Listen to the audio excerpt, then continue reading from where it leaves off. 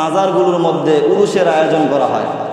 উরুসের নামে নাচ গান এবং গাজার আসর বজানো হয় মাজারগুলোর মধ্যে। কথা বলেন ঠিক কিনা? এই মাজারগুলোর মধ্যে সমস্ত প্রকার নিষিদ্ধ কাজ, নাচ গান, শিরিকের আসর বসানো হয় মাজারগুলোর মধ্যে এই রজব মাসকে উপলক্ষ করে। মুহতারাম হাজরিন, মাজারগুলোর মধ্যে যাওয়া, কবরে সেজদা দেওয়া, এদিকে কোরআন হাদিস সমর্থন করে কিনা? কখনো কোরআন হাদিস সমর্থন করেন না।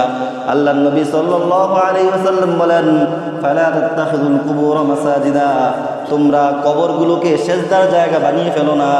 কারণ পূর্বের যুগে ইহুদি নাসারারা তাদের নবীগণ যখন চলে যেতেন, তাদের নবীদের কবরগুলোকে তারা মাজার বানিয়ে ফেলতো, সেজদার জায়গা বানিয়ে ফেলতো। রাসূলগণ যখন চলে যেত তখন তারা রাসূলদের কবরগুলোকে মাজার বানিয়ে ফেলতো, সেজদার জায়গা বানিয়ে ফেলতো।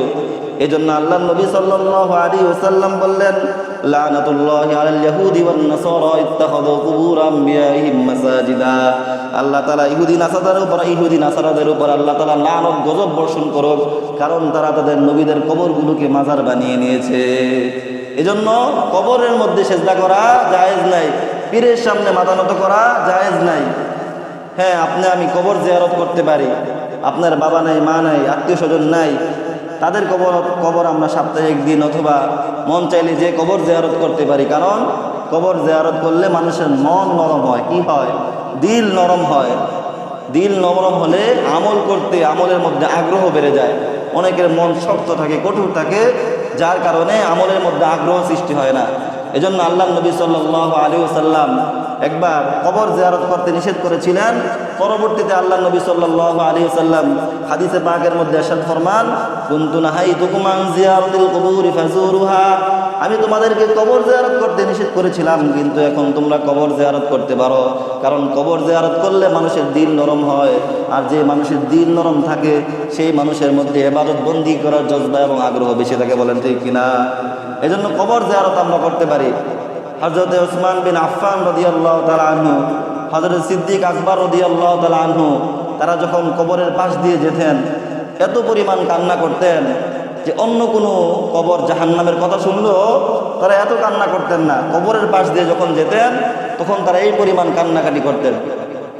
সাহাবায়ে কেরাম একবার আবু বকর সিদ্দিক রাদিয়াল্লাহু তাআলা আনহুকে জিজ্ঞেস করলেন, ওগো আল্লাহর নবীর প্রিয় সাহাবী, আপনাকে আমরা কবরস্থানের পাশে গেলে এত কান্না করতে দেখি, কিন্তু জাহান্নামের আলোচনা শুনলে এই পরিমাণ কান্না করতে আপনাকে দেখি না, কারণ কি? আবু বকর সিদ্দিক রাদিয়াল্লাহু তাআলা আনহু বলেন, আমি রাসূলুল্লাহ সাল্লাল্লাহু আলাইহি ওয়াসাল্লামকে বলতে শুনেছি, আল কবরু মানজিলাতুন, এই কবর হচ্ছে আখিরাতের সর্বপ্রথম মঞ্জিল। এই কবরের মধ্যে যারা পার পেয়ে যাবে আল্লাহ তাআলা তাদেরকে পরবর্তী ঘাটিগুলো সহজে পার করে দিবেন।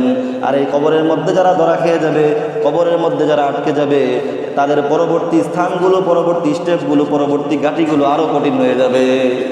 এজন্য কবর সম্পর্কে আমার এত ভয় হয়, এজন্য কবরের সামনে গেলে আমার এত কান্নাকাটি আসে। মুহতারাম হাজরিন, এজন্য কবর জিয়ারত আমরা করতে পারি। কবরের সামনে গিয়ে আমাদের বাবা মা যারা নাই তাদের জন্য আমরা কবর জিয়ারত করলাম, সূরা ফাতিহা ইখলাস পাঠ করে তাদের জন্য ইসারে সওয়াব করতে পারি। তবে কবর পূজা করা যাবে না, মাজার পূজা করা যাবে না, কারো সামনে মাথা নত করা যাবে না। এই মাথা একমাত্র কার সামনে নত করতে হবে? আল্লাহর সামনে। আল্লাহ ছাড়া কারো সামনে মাথা নত করা যাবে? কোনো পীরের সামনে মাথা নত করা যাবে? কোনো ফকিরের সামনে মাথা নত করা যাবে? কোনো বাবার সামনে মাথা নত করা যাবে? দুনিয়ার কোনো মানুষের সামনে, কারো সামনে মাথা নত করা যাবে না।